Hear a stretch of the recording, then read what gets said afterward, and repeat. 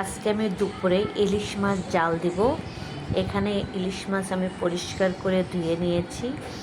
আর এখানে দিয়ে দিয়েছি জিরা এবং শুকনো মরিচ একসঙ্গে বাটা, হলুদের লবণ দিয়ে দিয়েছি। আর এখানে পেঁয়াজ রসুন আদা একটু একটু করে একসঙ্গে ব্লেন্ডার করে নিয়েছি।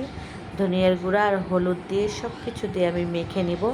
তেলটা আমি পরে অ্যাড করব, কারণ আগে ভালো করে মেখে নিতে হবে। আর এই মাছ মাখানো এবং এই জাল দেওয়া আমার শাশুড়ির কাছে শিখছি। আর কাঁচামরিচ তো অবশ্যই দিবেন, কারণ কাঁচামরিচও দিতে হবে। আমার কাছে গুঁড়া মরিচ ছিল না, তাই আমি শুকনো মরিচ অ্যাড করেছি। আর এই মাখানো জাল দেওয়া ইলিশ মাছ অনেক মজা লাগে, কারণ কি এইটা একটা আলাদা রকম টেস্ট। এখানে দিয়ে দিলাম কিছুটা সরিষার তেল। সরিষার তেল আপনি ইচ্ছা সরিষার তেল দিতে পারেন, নাও দিতে পারেন। আমি সরিষার তেল দিয়েছি এবং সয়াবিন তেলও একটু দিয়েছি। দিয়ে সবগুলো দিয়ে সুন্দর করে ভালো করে মাখায় নেবেন। আর মাখানো দেখেই তো মনে হচ্ছে যে রান্না হয়েই গেছে, এমন অবস্থা, তাই না?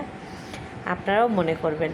আর এটা হচ্ছে এইভাবে আমি কিন্তু কুষ্টিয়া যেয়েই খেয়েছি, আর ওখান থেকে এই রান্নাটা শিখেছি।